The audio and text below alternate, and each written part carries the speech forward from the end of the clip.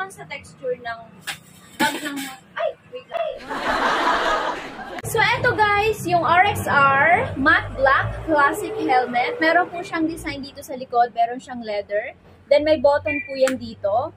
Ayan. So, iboboton nyo lang siya ng ganyan if matatanggal siya. Pero, I think hindi siya matatanggal kasi naka-fit talaga siya. And super tibay na pagkakadikit niya dito sa likuran. Then, dito, may nakalagay po siya. DOT approved. May model MP5 na nakalagay sa likuran. So, ayan po. And, syempre, hindi mo wala yung brand ng RXR. Then, may nakalagay din po na visor sa kanya. Ayan po yung visor niya. And, I think super cute niya talaga pag natanggal niyo yung plastic dito. Then, meron din po siya dito. Ayan, parang sombrero. Then, may mga button din po yan. So, nakaseparate talaga siya. Then, itatakid nyo na lang siya. So, ayan po, naka-ready na yung ating Matte Black RXR Classic Helmet. Meron po tayong tatlong